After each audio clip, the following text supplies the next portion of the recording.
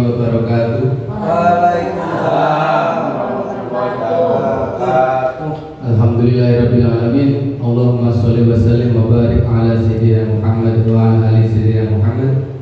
Yang terhormat Bapak Kepala Sekolah SD Negeri Ngelalor serta Bapak Ibu guru yang saya hormati. Pada siang hari ini kita akan menyaksikan diseminasi oleh Ibu Indah Susilawati dengan tema menyebarkan pemahaman dan pengalaman penerapan budaya positif dalam rangka untuk memenuhi salah satu tugas, yaitu sebagai guru penggerak.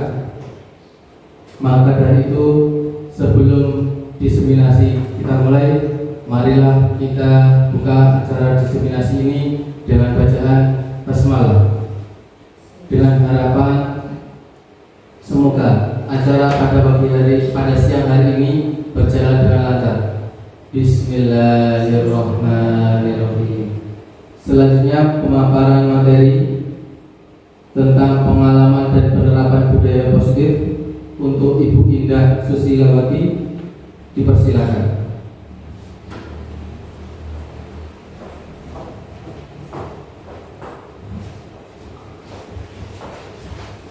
Assalamualaikum warahmatullahi wabarakatuh. Waalaikumsalam warahmatullahi wabarakatuh. Terima kasih Bapak Sukron dan teman-teman guru SDN Ngelalor telah memberikan kesempatan kepada saya untuk melakukan diseminasi menyebarkan pemahaman dan pengalaman penerapan budaya positif di sekolah kita. Sebelumnya yang terhormat Bapak Kepala Sekolah serta Bapak Ibu guru yang telah memberikan kesempatan kepada saya untuk melakukan diseminasi pada hari ini.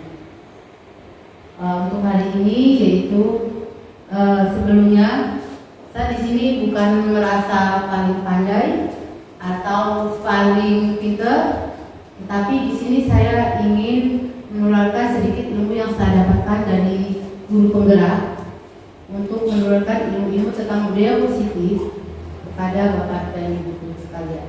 Di sini kita juga sharing dan diskusi tentang penerapan budaya positif yang akan saya paparkan habis ini.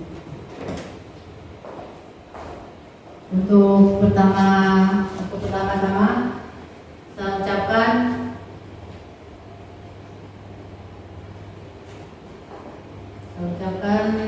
selamat datang para guru hebat. Mari belajar bersama, berkolaborasi, saling mendukung demi mewujudkan disiplin positif di sekolah kita tercinta. Jadi di sini kita akan berkolaborasi, saling mendukung demi mewujudkan disiplin positif di sekolah kita tercinta ini, yaitu SD Negeri Ngelalor.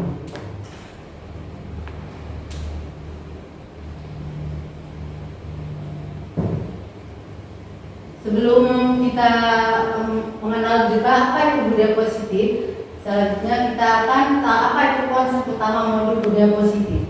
Jadi dalam modul budaya positif itu ada beberapa macam, yaitu merupakan ada perubahan paradigma belajar, yang kedua disiplin positif, yang ketiga kebutuhan dasar manusia, yang keempat itu motivasi perilaku manusia. Selanjutnya yaitu tentang posisi kontrol restitusi, keyakinan kelas, dan segitiga restitusi. Nah, untuk itu mungkin masih asing di telinga kita apa itu restitusi dan paradigma, perubahan paradigma belajar dan lain sebagainya. Untuk itu mari kita belajar bersama-sama tentang perubahan paradigma belajar. Pembelajaran dengan paradigma baru. Sebenarnya kita harus tahu apa itu pembelajaran dengan paradigma baru. Pembelajaran paradigma baru merupakan pembelajaran yang dirancang berdasarkan prinsip pembelajaran yang berdiferensiasi sehingga setiap siswa belajar sesuai dengan kebutuhan. dari tahap perkembangannya untuk mewujudkan profil pelajar Pancasila. Sebelumnya mungkin kita melakukan pembelajaran secara verbal, jadi tidak membedakan anak, jadi disamaratakan dalam kita belajar. Biasanya kita mengajar dengan konsep anak itu kita pikir sama, kemampuannya sama. Jadi dengan pembelajaran paradigma baru ini dirancang berdasarkan prinsip pembelajaran yang berdiferensiasi seperti yang dipaparkan oleh Bapak Pendidikan kita, yaitu tentang kurikulum Merdeka Belajar. Pembelajaran berdiferensiasi ini di mana kita harus tahu keunikan daripada setiap anak. Ya, jadi dalam pembelajaran berdiferensiasi kita harus tahu karakter dan keunikan dari setiap anak masing-masing. Jadi beda dengan yang kemarin kita melakukan pembelajaran disamaratakan dalam pembelajarannya. Jadi mulai dari soal, menggunakan metode, kita menggunakan cara yang sama. Dengan pembelajaran yang berdiferensiasi, kita melakukan pembelajaran sesuai dengan karakter dan keunikan anak masing-masing. Sesuai dengan yang sudah digembar-gemborkan dalam kurikulum Merdeka, ada profil pelajar Pancasila. Ada beberapa dimensi profil Pancasila. Apa saja Bapak Ibu?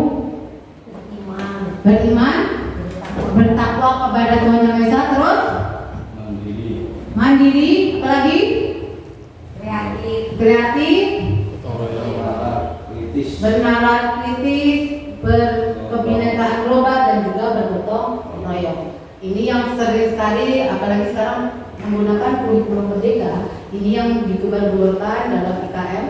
Jadi kita harus tahu dimensi profil pelajar Pancasila. Selanjutnya yaitu disiplin positif. Disiplin positif itu apa sih? Dalam budaya kita, makna kata disiplin itu dimaknai menjadi sesuatu yang dilakukan seseorang pada orang lain untuk mendapatkan kepatuhan. Kadang kita cenderung menghubungkan kata disiplin dengan ketidaknyamanan. Kalau sudah berhubungan dengan kata disiplin, ada sesuatu yang ketidaknyamanan, ya. Jadi dalam budaya kita makna disiplin itu adalah dimaknai menjadi sesuatu yang dilakukan seorang pada orang lain untuk mendapatkan kepatuhan. Sedangkan disiplin itu sendiri artinya belajar. Selanjutnya yaitu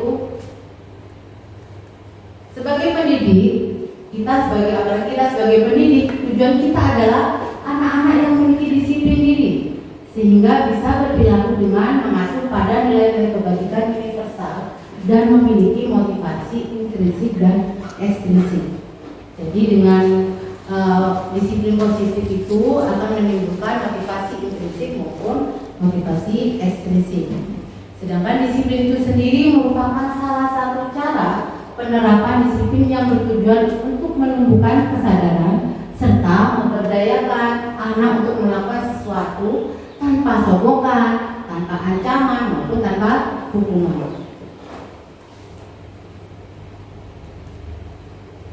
Sekarang untuk melakukan disiplin itu manusia butuh namanya kebutuhan dasar. Ada bermacam-macam kebutuhan dasar, yaitu kebutuhan bertahan hidup, ada kasih sayang dan rasa diterima, serta penguasaan, kebebasan dan kesenangan. Nah, apa itu bertahan hidup? Biasanya anak itu perlu makan, minum, tempat tinggal, pakaian dan sebagainya, atau yang biasa disebut pangan, sandang, papan, ya, dan lain sebagainya. Kalau kasih sayang dan rasa diterima itu biasanya anak-anak seperti ini. Kadang anak-anak itu mencari perhatian, mungkin dengan melakukan tindakan-tindakan yang membuat guru itu merasa bagaimana gitu, merasa jengkel. Kenapa? Karena mereka ingin dikasih sayang atau diberi perhatian oleh gurunya. Mungkin dia tidak mendapatkan keluarganya ataupun dari orang tuanya. Jadi kita harus tahu sebagai seorang guru atau pendidik, kita harus tahu apa yang dibutuhkan anak-anak itu, mulai dari kasih sayang dan rasa diterima. Kadang mungkin kita hanya terfokus sama anak yang pandai saja. Terkadang kita lalai akan anak-anak yang sebenarnya punya potensi, tapi kita sepelekan atau tidak kita hiraukan. Maka anak-anak itu butuh kasih sayang dan rasa diterima oleh kita maupun teman-teman lainnya di satu kelas. Yang ketiga yaitu penguasaan. Terkadang ada anak yang ingin menonjol sendiri, contohnya ingin menonjol sendiri. Jadi apa-apa dia harus ikut. Mungkin ibu bapak pernah mengalami seperti itu. Kalau dia tidak diajak, dia akan ngomong. Karena apa? Dia ingin penguasaan pada dirinya. Jadi pernah saya menemui murid sendiri, jadi seperti itu.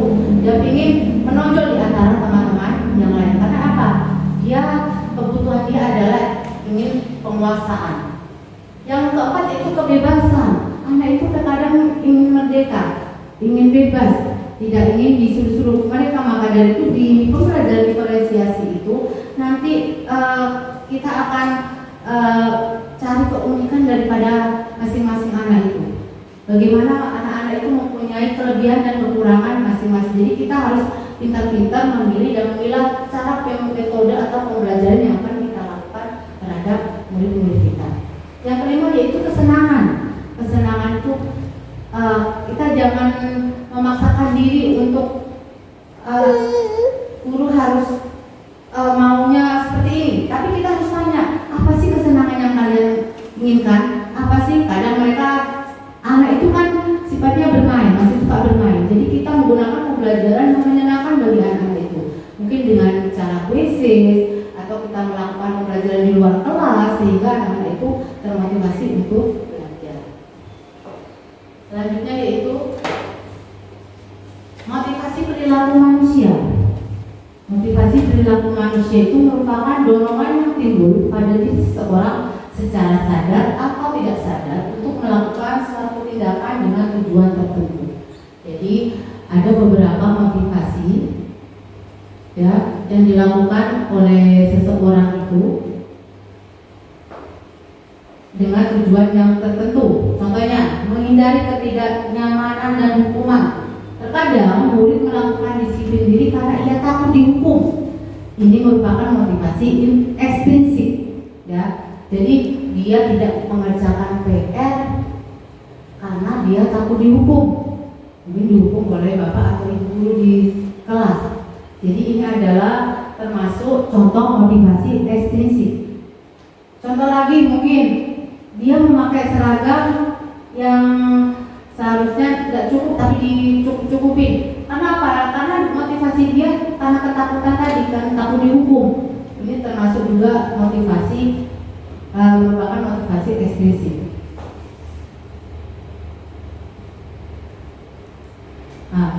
Untuk selanjutnya itu mendapatkan imbalan. Ada motivasi perilaku manusia itu untuk mendapatkan imbalan atau penghargaan dari orang lain. Contohnya, murid melakukan disiplin diri karena ingin mendapatkan imbalan. Ini merupakan salah satu contoh motivasi ekstrinsik. Contoh seperti ini, dia melakukan suatu contoh perlombaan, tapi motivasi dia itu hanya untuk mendapatkan imbalan saja. Mungkin hadiah dari bapak ibu guru dan lain sebagainya. Ini semua merupakan motivasi ekstrinsik. Yang berikutnya adalah menghargai nilai-nilai kebajikan dari diri. Yang mana murid melakukan disiplin diri karena sadar akan nilai kebajikan dirinya. Ini yang merupakan motivasi intrinsik. Jadi yang motivasi intrinsik ini berakar dari dirinya sendiri tanpa adanya embel-embel hadiah atau apa. Ini yang merupakan motivasi intrinsik. Biasanya kita melakukan tanpa kita sadari kita sudah melakukan motivasi ekstrinsik dari siswa. Contohnya pada saat kenaikan kelas kita memberikan hadiah. Ternyata ini termasuk motivasi ekstrinsik. Kenapa? Karena anak-anak ini fokusnya hanya untuk mendapatkan penghargaan itu berupa hadiah, tapi tidak timbul dari memang kesadaran dia atau keyakinan dia untuk mendapatkan nilai-nilai kebajikan dari dalam dirinya sendiri. Sekarang konsep disiplin dengan identitas gagal. Nah, ini ada hukuman. Hukuman itu bisa membuat anak apa? Menyakitkan, tidak nyaman, murid merasa takut, merasa terpaksa, dan murid menyembunyikan kesalahan, juga murid menjadi rendah diri. Ini termasuk motivasi yang ekstensif ya, yang merupakan hukuman. Hukuman itu kadang kita tidak sadar menyuruh anak jongkok. Nah, terkadang anak itu sakit hati. Ya, tanpa kita sadari anak itu pulangnya itu menyelotot. Bu Indah ini memberikan hukuman tapi saya sampai capek atau gimana. Terus tidak nyaman. Bagi dia hukuman itu tidak nyaman. Kenapa? Karena mestinya teman-temannya juga bully dan sebagainya.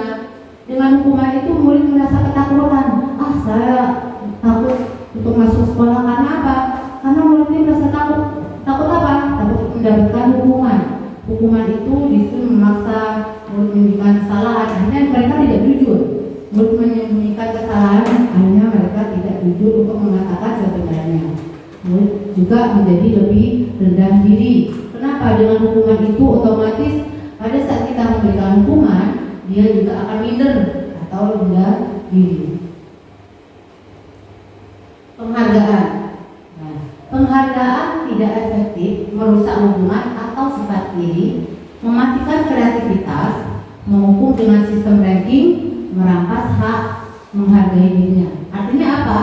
Penghargaan itu ternyata tidak efektif. Apa yang kita laksanakan kemarin mungkin sebelum mendapatkan ilmu tentang disiplin positif ini, kita masih menggunakan penghargaan itu sebagai reward untuk anak-anak. Ternyata tidak efektif dan juga bisa merusak hubungan, menimbulkan sifat diri bagi teman-temannya yang lain. Itu dapat hadiah terus, saya tidak pernah gitu. Jadi ini akan merusak hubungan atau sifat diri dari teman-temannya yang lain. Juga akan mematikan kreativitasnya. Mereka hanya terfokus pada hadiah saja atau dari gurunya, ya. Atau jadi mereka tidak timbul dari dalam dirinya sendiri. Yang keempat yaitu menghukum dengan sistem ranking. Ternyata selama ini yang kita lakukan dengan sistem ranking, apalagi di kurikulum 13 sudah tidak ada sistem ranking. Jadi ternyata sistem ranking ini juga akan mengecilkan teman-teman yang lain yang mungkin tidak mendapatkan ranking. Jadi ini menimbulkan sifat iri hati pada teman-temannya yang lain. Yang berikutnya yaitu merampas hak menghargai dirinya. Dengan penghargaan itu akan merampas hak menghargai dirinya sendiri. Sedangkan konsep disiplin dengan identitas sukses itu dengan konsekuensi. Apa itu konsekuensi? Dengan konsekuensi itu akan mengeluarkan dampak pendek. Perlunya monitoring berkelanjutan, stimulus respon, murid menghormati peraturan, dan kehilangan waktu untuk memenuhi kesalahan. Contohnya begini, di kelas mungkin ada anak yang tidak sengaja menumpahkan botol minuman temannya, akhirnya tercecer di lantai. Dengan konsekuensi dia akan melakukan sendiri penguatan jangka pendek. Dengan cara apa? Dia akan membersihkan air yang tercecer itu karena apa? Kesalahannya dia sendiri yang dia perbuat. Dengan konsekuensi itu perlu monitoring berkelanjutan. Jadi kita sebagai pendidik hendaknya ayo kita memberikan motivasi atau monitoring sudah dibersihkan apa belum, seperti itu. Jadi terus apakah kamu mengulangi lagi atau tidak, kita harus terus monitoring yang sudah diperbuat oleh anak yang melakukan kesalahan tersebut. Terus melakukan stimulus respon, juga murid menghormati peraturan. Dengan konsekuensi itu murid lebih menghormati peraturan yang sudah mereka buat di kelas atau yang disebut dengan keyakinan kelas. Dan murid tidak akan menyalahkan dirinya karena apa? Dia sudah berbuat langsung. Jadi tanpa harus disuruh, tanpa guru harus menyuruh, mereka langsung melakukan tindakan karena dia merasa apa? Merasa bertanggung jawab. Jadi dia tidak akan menyalahkan dirinya atau merenungi kesalahan yang telah dia berbuat. Yang berikutnya yaitu restitusi. Dengan restitusi, murid itu akan bertanggung jawab untuk perilakunya. Ya, jadi murid bertanggung jawab atas perilakunya. Contohnya tadi, pada saat anak-anak menumpahkan air temannya, botol air temannya, dia akan bertanggung jawab itu dengan cara apa? Mungkin mengepel lantainya dan sebagainya. Dan yang kedua yaitu fokus pada pemecahan masalah Jadi untuk jangka panjang mungkin dia akan lebih berhati-hati dan murid menghormati dirinya dan orang lain dengan cara meminta maaf kepada temannya yang botolnya sudah ditumpahkan dan sebagainya. Yang berikutnya itu teori kontrol, yaitu dirinya memegang kontrol. Jadi yang berhak memegang kendali itu dirinya sendiri, bukan dari paksaan dari guru atau teman-temannya yang lain. Ini bedanya dengan konsekuensi, hukuman, dan restitusi. Sekarang coba Bapak Ibu di sini coba manakah yang termasuk hukuman atau konsekuensi. Nomor 1, mencatat 100 kali di dalam buku kalimat. Saya tidak akan terlambat lagi karena terlambat ke sekolah. Jadi anak disuruh mencatat karena kesalahannya mencatat 100 kali di dalam buku kalimat.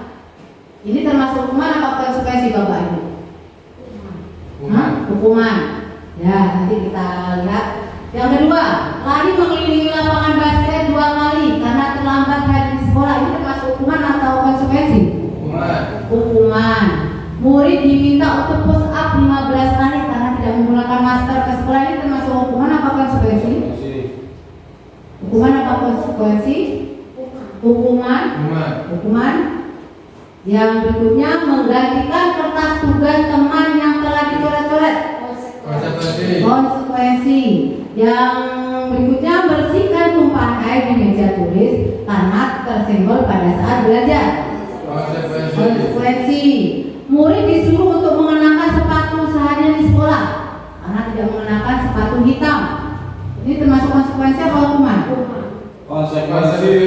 Murid disuruh untuk menggunakan sepatu seharian di sekolah karena tidak mengenakan sepatu hitam. Konsekuensi. Yang berikutnya, lari mengelilingi lapangan basket 2 kali karena terlambat 10 menit untuk pelajaran PJOK. Konsekuensi. Nah, mari kita lihat apa jawaban Bapak Ibu.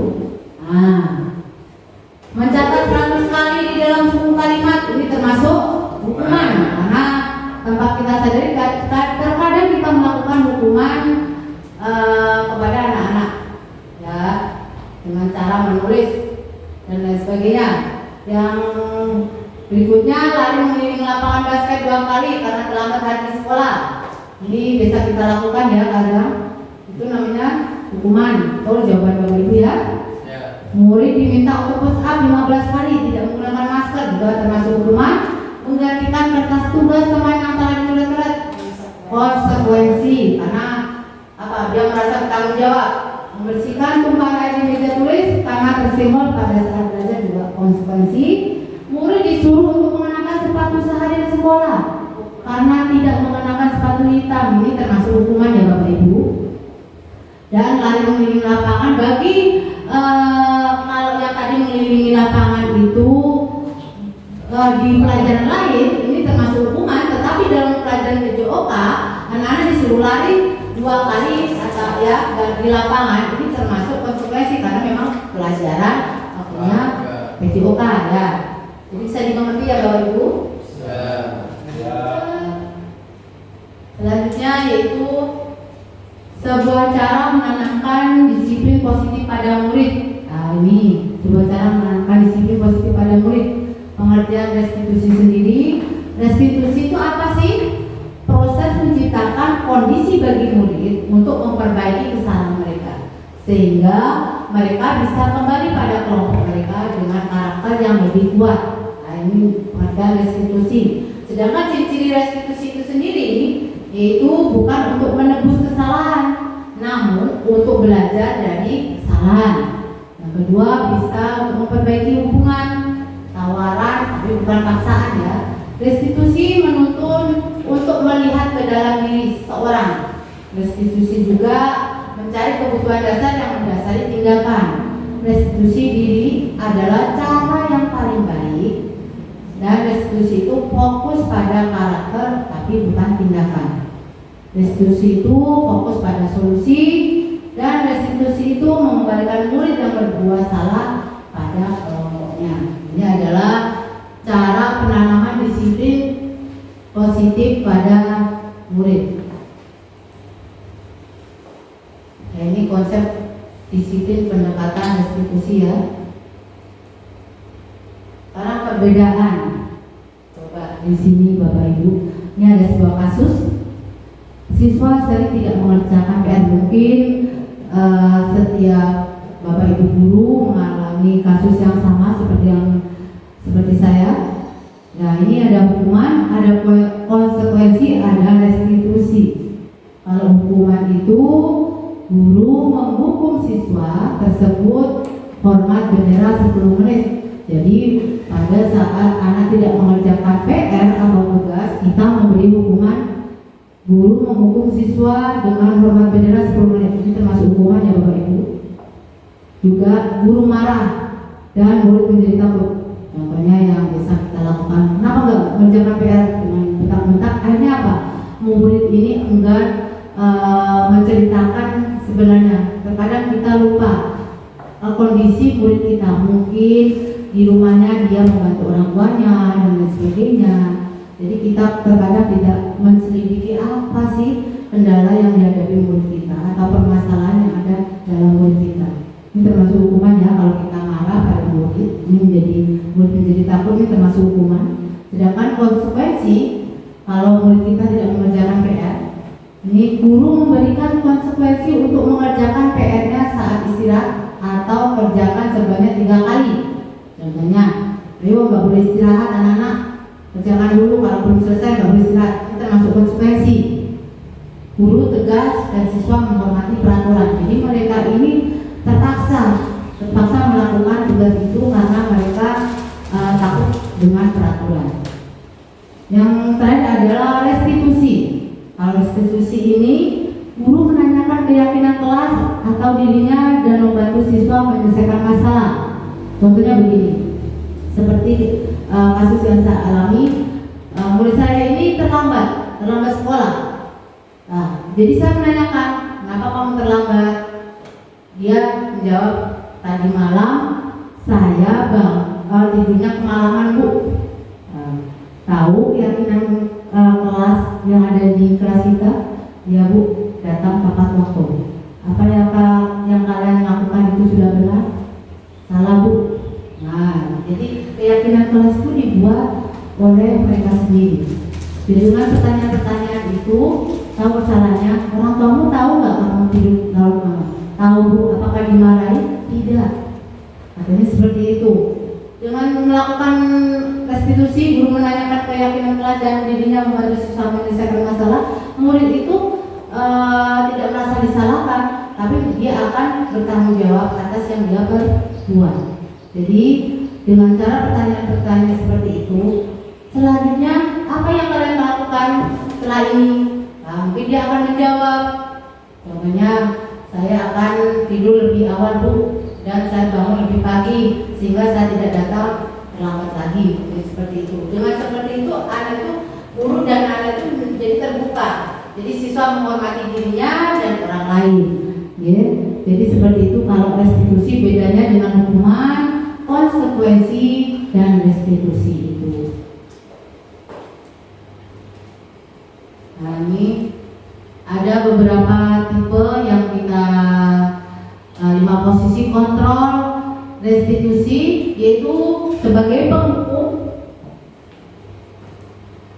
selanjutnya sebagai pemantau. Guru itu kadang ada yang sebagai penghukum, ada pemantau, pembuat rasa bersalah, dan juga kadang ada yang sebagai teman dan sebagai manajer. Nah, ini Bapak Ibu, manakah kita yang termasuk, apakah kita termasuk guru-guru yang penghukum, pembuat rasa bersalah, atau kita sebagai teman atau pemantau, ataupun kita sebagai manajer. Ya, seperti kasus siswa tidak memakai atribut lengkap saat upacara bendera. Kalau kita sebagai penghukum, contohnya ini, patuhi aturan sekolah, lalu berdiri di depan barisan. Apa yang terjadi Ibu, Bapak Ibu? Kalau kita melakukan tugas kita, guru sebagai penghukum, akhirnya apa yang efeknya? Efeknya apa bagi anak? Kalau anak itu disuruh berdiri di depan barisan, malu, minder, minder. Ya, jadi akan malu atau minder. Nah, kalau pembuat rasa bersalah, berapa kali Bu Guru harus memberitahu kamu, Bu Guru kecewa sama kamu. Nah, ini adalah pembuat rasa bersalah, Guru sebagai pembuat rasa bersalah. Jadi mengungkapkan unek-unek yang ada dalam diri kita kepada anak. Jadi ini kata-kata berapa kali Bu Guru harus memberitahu kamu, Bu Guru kecewa sama kamu. Nah, ini anak juga akan merasa anger ya, anger juga. Kalau sebagai teman, ayolah yang tertib, buat Bu Guru bangga. Ini tidak apa-apa, kamu salah. Ini kalau kita memposisikan guru sebagai teman ke anak-anak. Ada kelebihan, ada kekurangannya. Kekurangannya apa? Anak kurang menghormati kita sebagai seorang guru. Jadi anak akan, katanya orang Jawa, nama. Nah, tapi ini kadang anak-anak lebih terbuka. Kalau kita sebagai teman itu anak lebih terbuka dengan kita. Tapi juga ada kelemahannya. Anak kurang menghormati kita sebagai seorang guru. Ada guru sebagai pemantau. Apa? Cuma melihat saja. Kamu sudah melanggar apa peraturan dan konsekuensinya. Cuma gitu aja. Hanya memantau saja. Ini fungsi guru sebagai pemantau. Dan yang terakhir yaitu manajer. Guru sebagai manajer. Apakah kamu tahu kesalahannya? Kira-kira bagaimana kamu akan memperbaiki kesalahan ini? Jadi kalau bisa pada saat kita melakukan tugas kita di sekolah dengan anak membuat kesalahan, kalau bisa kita sebagai manajer. Kenapa? Di dalam tugas kita sebagai manajer, kita tadi seperti yang saya contohkan, pada saat murid saya terlambat sekolah, kita tanyakan, kenapa kamu terlambat? Dia menjawab, maaf Bu, saya tadi malam tidurnya larut malam. Apakah orang tuamu tahu? Tidak tahu Bu. Oh tahu Bu. Sebenarnya seperti itu. Terus apakah ini sesuai dengan keyakinan kelas? Apakah kamu melanggar keyakinan kelas? Iya Bu. Apa contohnya? Saya datang tidak tepat waktu. Kenapa kan menjawab sendiri? Tahu kesalahan yang kamu lakukan, dia akan menjawab sendiri dan dia akan bagaimana cara kamu memperbaiki. Dia akan menjawab dengan sendirinya. Saya akan bangun lebih pagi dan tidur lebih awal. Jadi seperti itu. Anak merasa tidak dipersalahkan. Jadi dia akan merasa bertanggung jawab atas yang mereka lakukan. Dan apakah kamu akan memperbaiki kesalahanmu? Jadi kata-kata seperti itu nanti akan timbul dalam kalau kita sebagai manajer.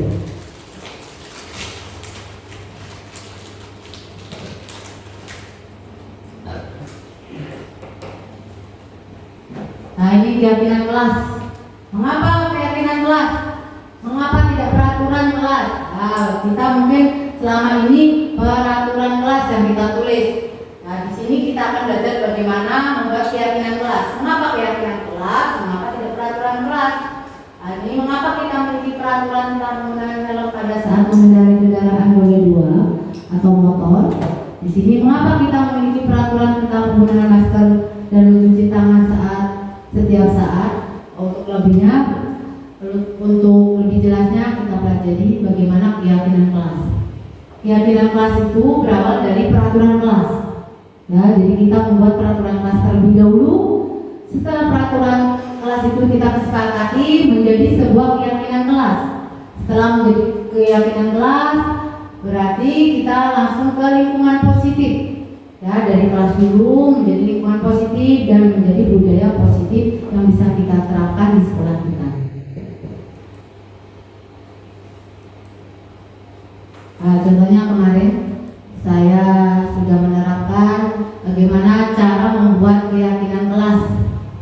Nah ini pertama kita diskusi dulu tentang peraturan tadi, peraturan yang kita diskusikan dulu bersama anak. Apa sih yang mereka inginkan? Jadi jangan menurut apa yang kita perlukan, tapi mereka apa yang mereka inginkan. Selanjutnya yaitu kita bersama murid-murid membuat rumusan peraturan yang menjadi keyakinan. Contohnya nanti ada contoh penggunaannya yaitu menggunakan kalimat positif, jangan menggunakan kalimat negatif. Contoh memberi salam Bu kalau masuk atau bertemu teman atau saling tidak boleh membuli Bu dan lain sebagainya. Ini mereka dengan sendirinya akan mengeluarkan apa yang mereka inginkan. Ya, jadi dari peraturan itu kita buat menjadi keyakinan. Selanjutnya setelah mereka menuliskan keyakinan, mereka akan menempelkan keyakinan itu di kelas dan menjadi kebiasaan tersendiri. Nanti kalau mereka menempelnya sendiri dan yang mereka tulis sendiri sesuai dengan keyakinan kelas yang mereka buat, bukan dari gurunya, tapi mereka sendiri yang membuat keyakinan kelas atau kesepakatan kelas. Di sini coba Bapak Ibu, yang mana yang merupakan keyakinan kelas dan mengapa? Kira-kira yang mana? Datang tepat waktu, mengucapkan salam, ini termasuk keyakinan kelas atau bagaimana? Contohnya? Nah ini datang tepat waktu.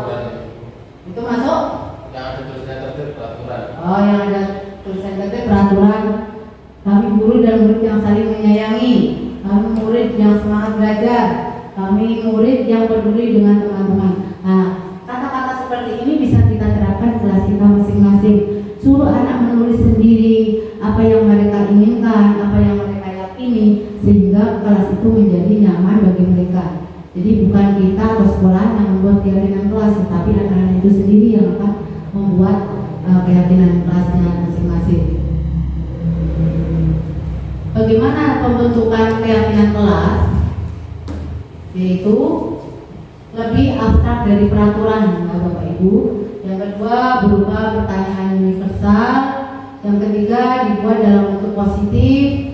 Yang keempat sedikit saja agar mudah diingat, jadi nggak usah panjang-panjang ya.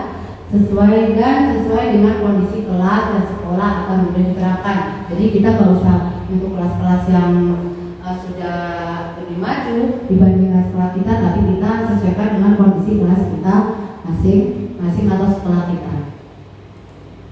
Yaitu semua warga kelas dan sekolah dilibatkan saat membuat keyakinan kelas itu. Dari kelas-kelas itu nanti akan menjadi keyakinan sekolah.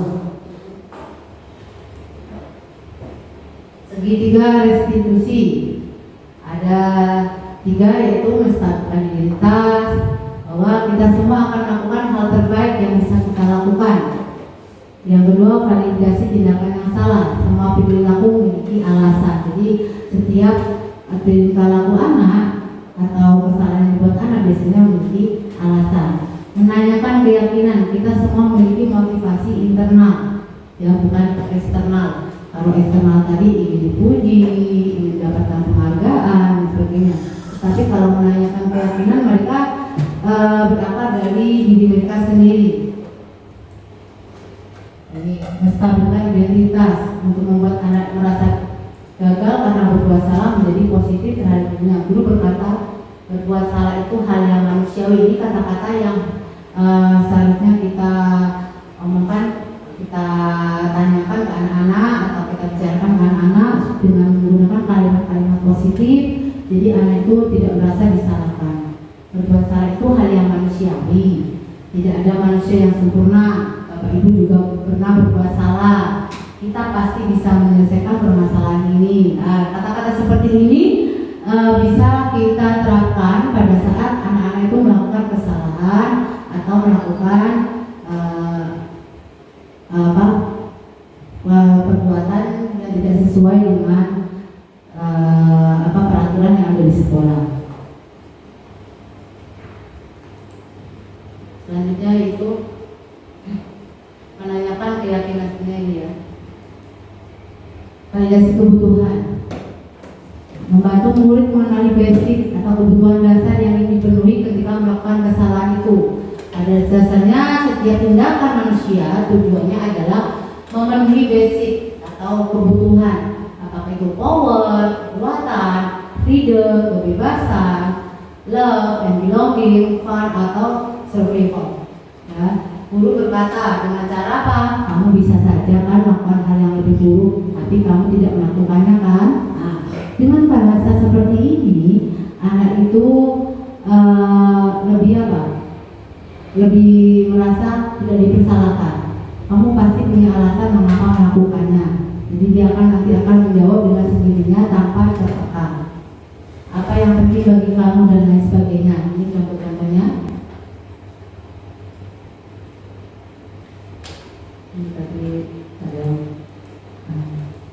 menanyakan keyakinan anak melihat kesalahannya dihubungkan dengan norma sosial dan nilai-nilai yang mendominasi manusia berinteraksi dengan orang lain.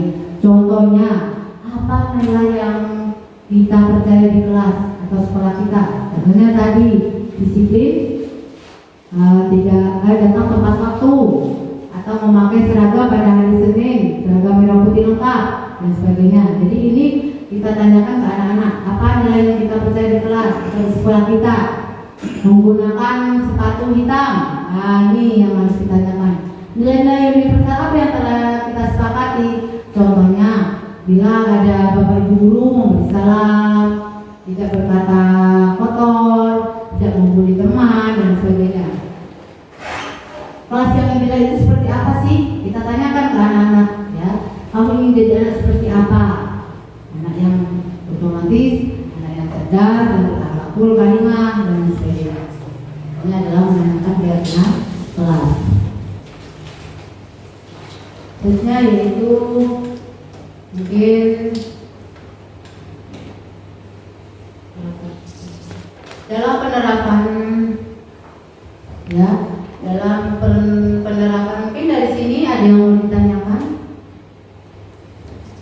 Jadi Bapak Ibu, contoh-contoh seperti ini bisa kita terapkan di kelas kita masing-masing pada saat kita menemui masalah-masalah yang kita hadapi di sekolah kita, ya, di sekolah kita atau di kelas kita masing-masing. Jadi kita dengan menggunakan restitusi segitiga restitusi ini, anak-anak itu lebih apa?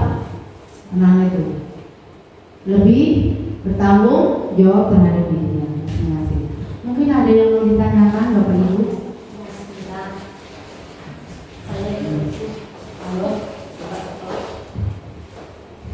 Ya, baik, terima kasih untuk pemaparan materinya dari Ibu Indah Susilawati. Monggo dari Bapak Ibu guru yang ingin menanyakan sesuatu, silakan dibuka termin pertanyaan.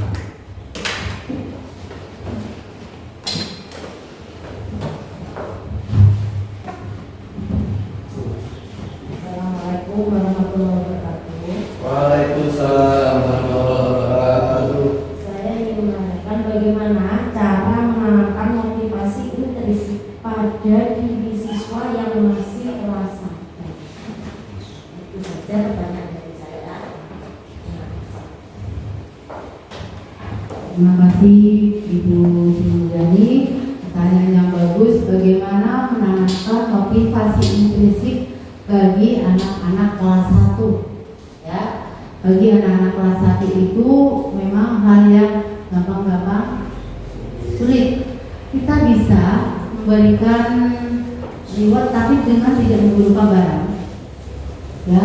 Jadi memberikan reward, contoh anak itu telah melaksanakan tugas dengan baik atau mengerjakan tugas yang kita berikan dengan baik. Karena ini anak kelas 1, jadi kita berikan apa? Nanti bagus. Nah, seperti itu. Contoh lagi, ayo tepuk bagus. Mungkin kita kasih seperti ice breaking ke anak-anak supaya anak ini termotivasi. Jadi kita menggunakan kata-kata yang membuat anak itu termotivasi dengan tidak memberikan barang ataupun hal-hal yang lain. Karena dengan penghargaan seperti itu, anak motivasinya nanti motivasinya ekstrinsik, bukan intrinsik lagi. Jadi contohnya seperti yang Bu Ani bilang, untuk kelas 1 mungkin sulit Bu, karena mereka belum tahu. Tapi anak itu kalau kita kasih reward berupa penghargaan, misalkan bagus anak-anak, jempol. Nah, ini akan apa? Anak-anak merasa senang, merasa dihargai. Apa yang berupa pujian, kamu datang lebih pagi, seperti itu, bagus. Akhirnya apa? Anak-anak itu besok datang lebih pagi lagi dari yang sebelumnya. Karena apa? Gurunya akan memberikan pujian atau penghargaan berupa tadi jempol atau kata-kata yang bisa menyenangkan hati mereka. Jadi mereka tidak lagi mengharapkan imbalan atau apapun dari gurunya. dengan ucapan-ucapan seperti itu mereka akan termotivasi sendiri. Yang awalnya bangun kesiangan, mereka akan berbondong-bondong datang lebih pagi. Kenapa? Karena dari ucapan yang Bu Guru atau Pak Guru omongkan tadi akan menimbulkan apa? Kebanggaan tersendiri bagi mereka. Jadi seperti itu. Mungkin ada yang mau ditanyakan lagi, monggo, masih ada, monggo Pak Esa. Assalamualaikum warahmatullahi wabarakatuh. Terima kasih sebelumnya atas waktu yang telah diberikan Bapak Ibu yang saya hormati dan Ibu narasumber Ibu Indah Susilawati SPD. Mungkin saya mau sharing pada Ibu atau Bapak Ibu guru, perlu kita sadari bahwasanya anak-anak itu kan kecerdasan, kepandaian itu kan berbeda. Terus terkadang di kelas tinggi itu, mungkin di kelas 6 ada yang tepat untuk menangkap ilmu pelajaran dan ada yang sedang, mungkin ada yang juga lambat. Maka dari itu mungkin motivasi sudah dipertanyakan sama Ibu Ani, dan sekarang bagaimana cara untuk menambah, untuk membangun rasa kreativitas anak-anak, apalagi sampai bisa bernalar kritis dalam hal yang positif untuk ilmu pelajaran. Mungkin itu yang bisa saya tanyakan. Saya ini Assalamualaikum warahmatullahi wabarakatuh. Waalaikumsalam warahmatullahi wabarakatuh. Terima kasih Bapak Esa, pertanyaannya bagus pula. Jadi untuk kelas tinggi atau kelas 6, bagaimana cara menumbuhkan kreativitas anak, apalagi di kelas 6 itu otomatis perkembangan anak akan berbeda-beda sesuai dengan kurikulum yang baru IKM, implementasi guru-guru merdeka. Tadi guru harus tahu keunikan dari masing-masing muridnya. Mungkin kita tidak bisa menyamaratakan pembelajarannya seperti yang kemarin. Dengan kurikulum yang baru ini kita akan lebih lebih tertantang lagi. Karena apa? Kita harus tahu karakter murid kita masing-masing. Oh, si A sukanya apa? Si B sukanya apa? Si C sukanya apa? Mungkin dari ketiga anak ini memiliki keunikan masing-masing dan apa yang mereka suka itu beda. Satu mungkin suka menggambar, satunya mungkin suka mengungkapkan secara lisan, secara verbal, yang satunya dia hanya sukanya mendengarkan saja. Dari sini guru harus termotivasi, harus tertanam. Kita harus tahu karakter murid kita masing-masing. Dengan mengetahui kondisi murid itu, kita harus bisa membuat pembelajaran atau metode yang berbeda-beda dari setiap anak. Ini yang akan kita terapkan di IKM atau implementasi kurikulum merdeka. Mungkin masih kelas 1 dan 4. Untuk kelas tinggi seperti kelas 6, kelas 5 belum. Tapi insya Allah kita akan belajar. Dan untuk itu bagaimana menumbuhkan motivasi supaya anak itu kreatif, yaitu dengan merangsang anak-anak melalui apa yang mereka sukai.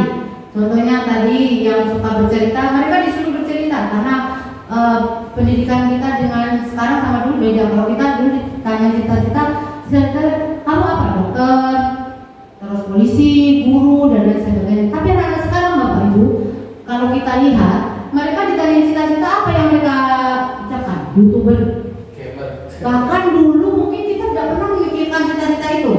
Ya apa tidak? Ya. Iya apa tidak Bapak Ibu? Ya. Gamer ya Kak? Gamer. Mungkin TikToker ya. Konten kreator. YouTuber dan lain sebagainya, konten kreator. Itu bahkan dulu kita masih SD mungkin tidak pernah terpikirkan cita-cita itu. Jadi dengan kurikulum yang baru ini kita akan terbantu untuk mengasah bakat dan minat atau mengasah kreativitas mereka dengan yang mereka sukai. Contohnya yang suka main game, kita kasih pelajaran yang berupa game atau quizzes. Dia akan tertantang, dia akan sangat tertarik. Nah, seperti itu. Mungkin yang suka ngomong kamu ceritakan, disuruh maju. Di situ anak-anak akan terpancing atau memiliki motivasi intrinsik tersendiri. Karena apa? Itu yang mereka sukai.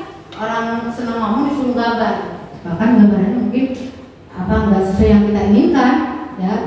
Nanti ada yang gambar, mereka disuruh, apalagi sekarang ada Canva, mereka atau bapak ibu guru ini sudah main-main Canva. Mungkin anak-anak diajari dalam menggambar atau membuat poster lewat Canva ataupun yang lainnya, ataupun apa itu, Master ya, Master. Jadi seperti itu cara kita untuk merangsang anak-anak supaya termotivasi untuk belajar. Jadi kita jangan monoton menggunakan pembelajaran yang cuma ceramah saja, karena di sini di kurikulum Merdeka ini guru harus bukan teacher center learning lagi, tapi student center learning ya, center learning. Jadi bukan pusatnya pada guru, tetapi pada siswa. Jadi yang banyak ngomong harusnya itu siswa, bukan gurunya. Kita hanya apa? Kita hanya memotivasi, mendukung, memberikan pengarahan kepada anak-anak. Jadi seperti itu. Jadi model ceramah itu mungkin anak-anak bosan. Berapa menit saja anak-anak kan ada kalanya kita selang-seling boleh. Tapi kalau metode yang kita gunakan cuma ceramah saja, itu anak-anak akan bosan. Apalagi di kurikulum Merdeka nanti kita akan melihat keunikan dari anak masing-masing supaya apa pembelajaran yang kita sampaikan bisa terlaksana dengan baik dan tujuan pembelajaran kita bisa tercapai. Ya, mungkin ada yang mau ditanyakan lagi dari sini. Bagus Bapak Ibu, kita di sini saya bukan paling pintar sendiri. Saya juga belajar dari Bapak Ibu. Saya juga ingin sedikit menularkan apa itu budaya positif. Budaya positif itu bisa kita terapkan di kelas kita masing-masing dan akhirnya menjadi budaya positif di sekolah atau disiplin positif. Kita ingin anak-anak kita bukan hanya cerdas saja, bukan hanya pintar, tapi dia harus berkarakter. Dia harus punya karakter, dia harus punya akhlak yang baik di masyarakat, karena cerdas saja tidak cukup. Dia harus punya akhlak yang baik dan juga karakter yang baik di masyarakat.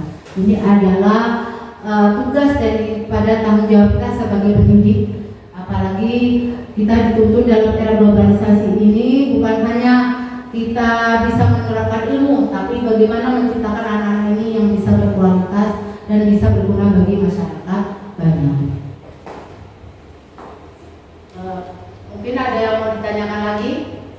Mungkin ada yang mau ditanyakan lagi dari teman-teman yang lain, bisa menanggapi atau memberikan saran, atau dari pembelajaran ini apa ya sih yang sudah kita dapatkan, mungkin akan membuka mata kita tentang budaya positif. Saya juga belajar Bapak Ibu dengan pendidikan guru penggerak ini. Saya sangat berterima kasih karena banyak ilmu-ilmu yang saya dapatkan. Mungkin yang saya lakukan sebelumnya itu salah.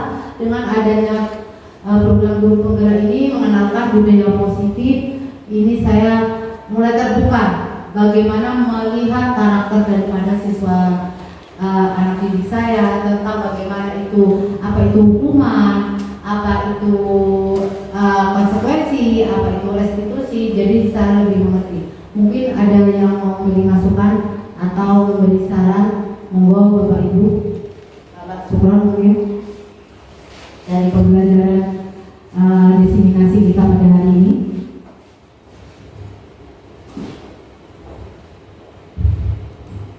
Baik, terima kasih. Untuk Bapak Ibu Guru, apakah ada yang mau ditanyakan lagi mengenai materi restitusi kemudian sikap budaya positif? Sudah cukup? Alhamdulillah. Baik, kalau begitu izinkan saya sebagai moderator untuk menyampaikan sebagai kesimpulan atas apa yang sudah kita diskusikan bersama dengan pemateri Ibu Indah Susilawati. Baik, seperti yang sudah dikatakan Ibu Indah, kita sebagai guru, sebagai pendidik itu kalau di zaman dahulu kita langsung memberikan hukuman karena untuk menimbulkan efek jerah, begitu kan? Nah, kemudian kita dibukakan mata kita oleh pengembang ilmu pendidikan dengan beragam cara yang tidak menimbulkan istilahnya mematikan kreativitas anak siswa. Ya, jadi ada beberapa yang ditawarkan seperti yang tadi, ada konsekuensi, kemudian ada juga restitusi. Nah, itu bertujuan untuk meningkatkan kepercayaan diri anak-anak dan juga untuk mengembangkan kreativitas dari siswa.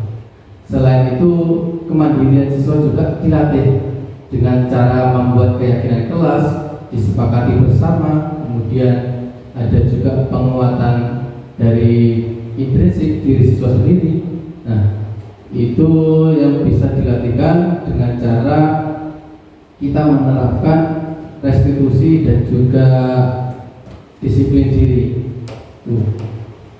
Baik, itu saja yang bisa saya sampaikan. Saya sebagai moderator untuk diseminasi dari Bu Indah Susilawati pada siang hari ini.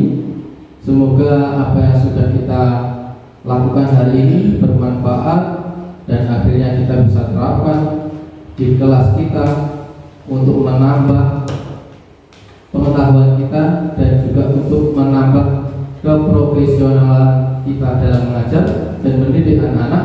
Semoga nanti anak didik kita bisa mendapatkan yang terbaik pelayanan dari kita dan bisa menjadi orang-orang yang sukses dan hebat serta mempunyai akhlak yang baik di masa depan.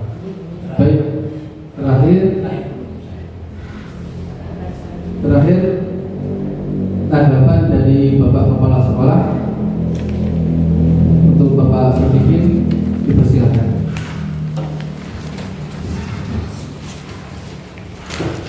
Assalamualaikum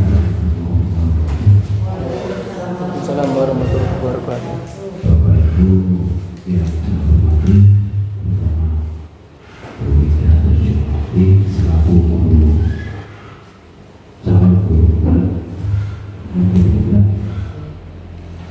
Alhamdulillah, apa yang saya harapkan ini sudah tengah berjalan. Saya akan nambahi yakin apa yang disampaikan Pak Suko menyebutkan tadi, bahwa dari Bapak Ibu yang lain. Ayo kita menjadi teladan dari anak-anak. Semua yang disampaikan Bu Indah tidak akan saya ulang, cuma hanya mengingatkan ayo kita menjadi teladan dari anak-anak. Saat ini dengan kurikulum belajar sebetulnya bukan hanya kurikulum Merdeka saat ini, mulai yang kemarin K13, KPK K13, ini anak ini kita didik, kita bimbing, dan kita teladankan. Nah, dengan begitu bagaimana kita bisa belajar dan bermain dengan anak-anak? Bagaimana menciptakan situasi senang terhadap anak-anak sehingga mereka juga merasa tahu dengan dirinya. Maka tetapi seperti yang saya sampaikan awal, ayo kita berikan teladan yang baik. Kalau tidak dari guru yang memberikan teladan yang baik, tidak akan mungkin anak-anak kita akan mengikuti. Yang kedua, saya berharap dengan adanya prosentase dari Bu Indah akan bermunculan dari Bapak Ibu guru yang lain nantinya juga masuk dalam dan mendaftar dari guru. Karena apa? Itu adalah memacu kepada diri kita sendiri. Tidak usah berharap menjadi nanti saya jadi kepala sekolah, saya jadi nanti jadi PNS.